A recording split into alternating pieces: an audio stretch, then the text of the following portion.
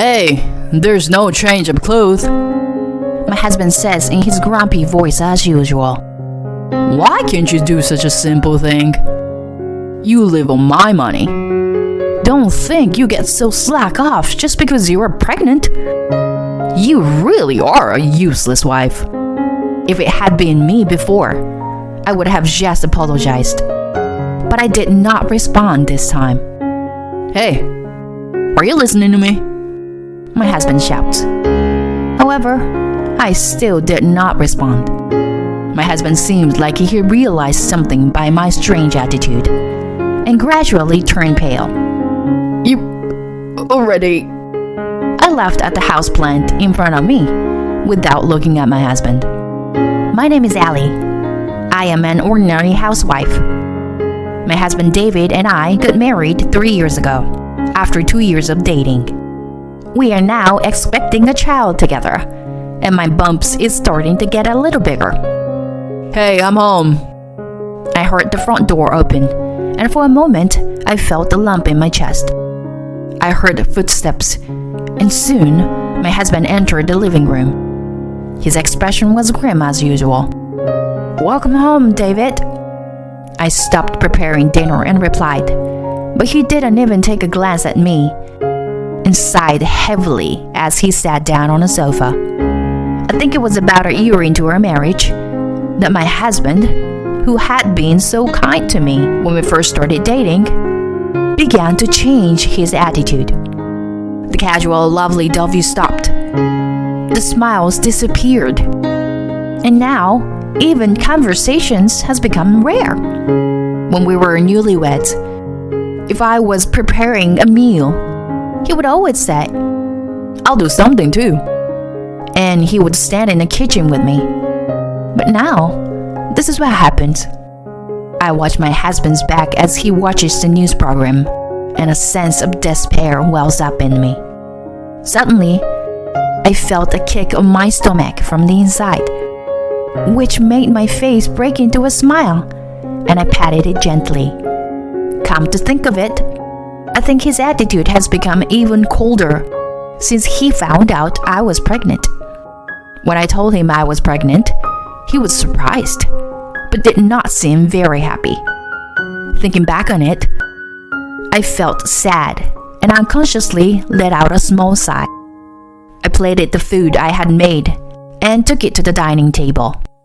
The two of us sat at the table, facing each other. As usual, there's no conversation. Only the clinks of dishes uncutterly echo in the room. Even so, it seems that humans are adaptable creatures, and we have become completely accustomed to this situation. Even if there is no conversation, even if there is no more love, we can still live our lives as husband and wife. As I continued to eat in silence, my husband unusually called me out. Hey, today's lunchbox was only frozen food, wasn't it? My husband doesn't like store-bought lunches, so every morning I make him something to bring for lunch. Even now that our relationship has changed, that had not. Last night and this morning, I wasn't feeling well, so much that it was difficult for me to stand in the kitchen, so I somehow managed to pack frozen food in his lunchbox. I'm sorry, I wasn't feeling well. If this was work, you would be scolded, you know. You're not even working, and you were trying to find an easy way out, my husband said coldly, as he nonchalantly carried food to his mouth. This kind of complaint from him has become a regular occurrence. I am so used to it that it doesn't hurt me anymore, and it makes me a little sad that it had become the norm for me.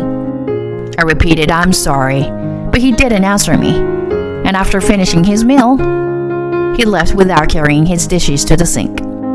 At the dining table, left alone, I sighed again. One fine afternoon, I was walking home from the bus stop after my checkup at the OBGYN. The progress was good, and the doctor told me that in my dark and gloomy life, The presence of this child is the only thing that makes me feel warm and fuzzy. I felt a little more relaxed when I stroked my growing bump. "Oh, Ali!" A voice calls out to me, and I looked up.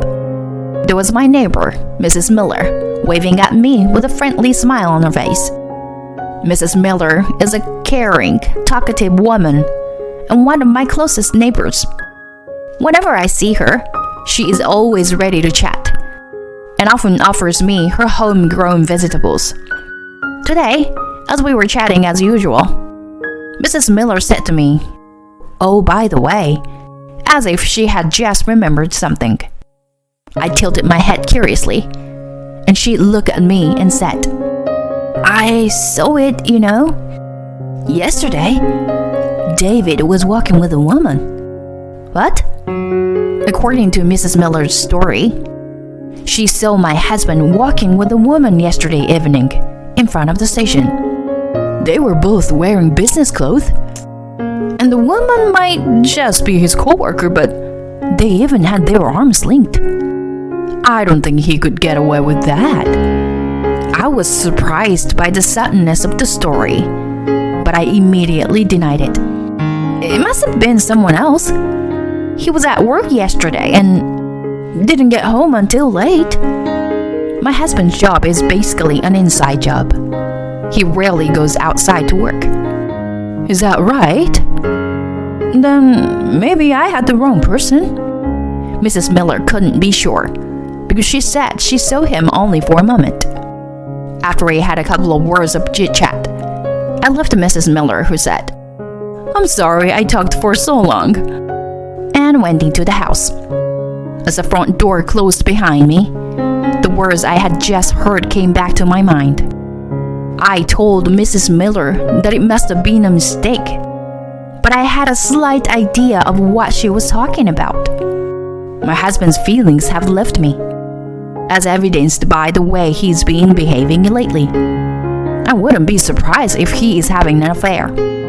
I don't know if it's true or not, but I hear a lot of stories about husbands cheating on their wives during pregnancy. Once I started thinking that, I couldn't stop worrying about it. If that's the case, even if I thought about it, I wouldn't know the truth. Besides, I'm the kind of person who always needs to search until I know the truth. Then, I made up my mind and took out my cell phone from my pocket. About a month after that, I looked down with cold eyes at the pile of papers and photos spread out all over the table. I hired a detective to do a background check on my husband. As a result, David was indeed having an affair. I stared with a hateful look at the photos of my husband walking around the city looking like he is getting along well with this woman. And this woman next to my husband is... I was so angry that I scrunched up the photo with a mixture of disbelief and anger. Megan is my childhood friend and my best friend. I checked all the countless photos, wanted to think there must be some mistake. But no matter how many times I looked at it, it was indeed Megan. I had known her since I was a little girl, so there was no way I could have mistaken her. Why would she? We just met the other day. She hadn't given me the slightest indication. That alone was quite a shock to me. But the investigation documents sent by the detective gave me the stark reality. My husband and Megan had been in a relationship for 5 years. That meant it was from the time I started dating my husband. I had consulted Megan on various matters ever since David was still my boyfriend. When we decided to get married, Megan was the first person I told.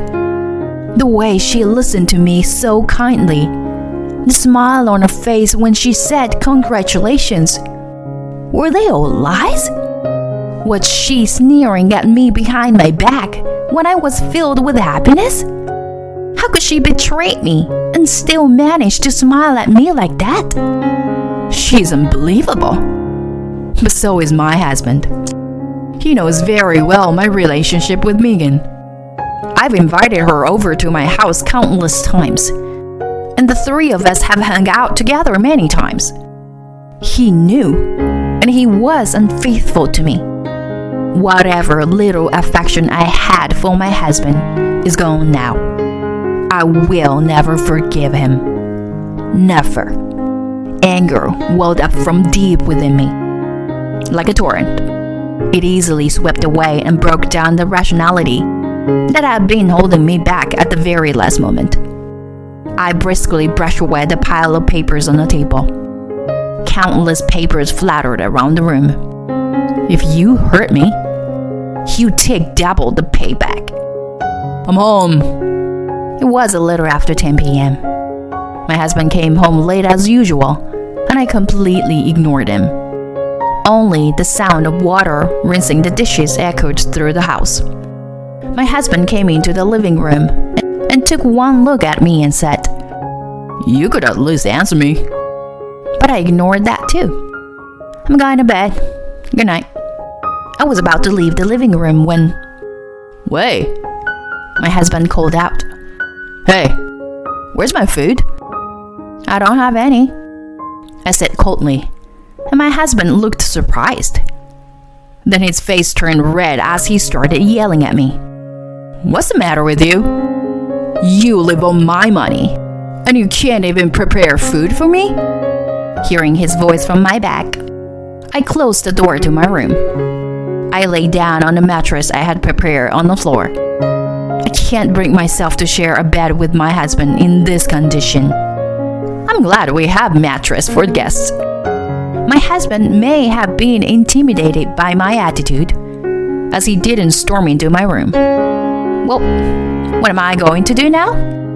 Strangely enough, I am not anxious, and I am so calm inside that I could start laughing. I closed my eyes, thinking about my next move. Over the next few days, I continued the same strategy. I only prepare my own meals, and of course I don't make him lunch either. The washing machine is already full of clothes.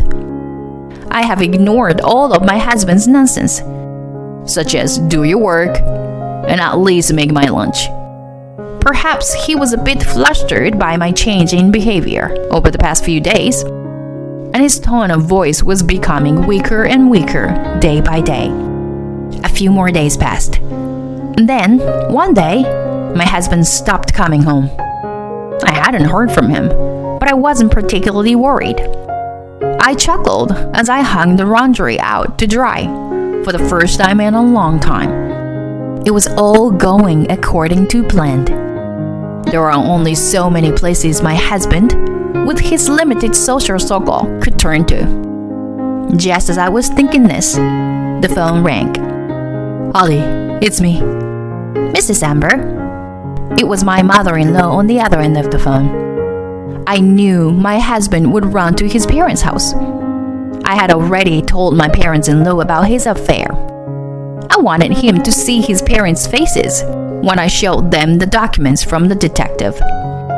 My mother-in-law sobbed as she said, "I don't remember raising him like this," while my father-in-law coldly said, "He's no longer my son." Naturally, his parents did not let him in the house. So I guess there was only one place my husband could go next. I thanked my mother-in-law, hung up the phone, and got ready to leave. A familiar apartment. I glared at the familiar room, and I walked up the stairs. 2 flights upstairs. The room to the right. I rang the intercom by the door, and a woman's voice answered from the other side of the door, and the door opened shortly after. "Ali?" "Hello. I'm glad to see you're doing well." I smiled at the woman who used to be my best friend as she stiffened up. She tries to close the door, but I prevent her from doing so by putting my bag between the door. Her behavior convinced me that my prediction was right, and I opened my mouth. "You were taking good care of my husband, right? Can you go get him?" There's no way he's here. What are you talking about? Coming in here out of the blue. Megan, what's wrong? Megan's urgent voice made my husband come out from the back of the room. I smiled at him, and his face stiffens too. I'm already aware of your relationship. Run or hide, it doesn't matter. I said this in a loud voice, so that my husband, who was trying to escape to the back of the room, could hear me clearly. I pushed Megan out of my way and stepped into the doorway to open my bag. I know everywhere you've been and everything you've been doing recently. I slammed the thick envelope on the floor, and a few of the photos inside fly out and flutter through the air. Megan picked up the photos and said, "What?" she muttered in a shaky voice. She picked up one photo after another, checked them, and looked at me with a frightened look on her face. My husband turned the envelope upside down. "You can tear up as much as you want. They're copies." You don't do the housework, and you do this behind my back. I don't want to be told that by you, who's been doing outrageous things behind my back. Sighing, I took out another piece of paper from my bag. I'm gonna get straight to the point. I thrust the paper at Megan, who had fell to her knees, and my husband, who looked indignant. I'm gonna charge you both alimony. I'll be in touch with you shortly with the details, so please be prepared. With that, Megan stood up as if she had come to her senses. Wait! Megan grabbed my shoulder with great force. After a moment of hesitation, she opened her mouth as if she had made up her mind. I'm engaged to someone. If he finds about this, he'll break off the engagement. What? So please, don't ask for alimony or tell anyone about the affair. Saying this, Megan pathetically scrambles to my feet and looks up at me with tears in her eyes. We're best friends, aren't we? It's not my fault. It's David who approached me. You'll let it slide, won't you? Right? I took a good 2 big breaths, then smiled and touched Megan's shoulder with a gentle hand. How could I let it slide? Don't act like we're best friends just when you're in trouble. Megan turns hopeless at my words. I push her away and turn to head out. I caught a glimpse of my husband, who was standing there not even bothering to help Megan up, his shoulders shaking like a frightened little animal. Goodbye. I guess I'll see you in court next time. With these words, I left Megan's house. Before the door closed behind me, I heard them arguing. Judging from my husband's reaction earlier, Megan had not told him about the engagement. The door closed with a loud clank. Either way, it doesn't matter to me. Later, through my lawyer, I revealed the affair to Megan's fiancé. Eventually, the engagement was broken off. I heard through the grapevine that our relationship with my husband also ended because of this, and that she is now living a lonely life on her own. I declared our divorce to my husband and confronted him with the divorce papers. He first told me that he was deeply sorry and begged for another chance. But when I kicked him to the curb, he seemed to have given up and reluctantly signed the divorce papers. With this, I was finally free. A little later, I gave birth to a beautiful baby girl. I went back to my parents' house, and with their help, I am living a happy and joyful life.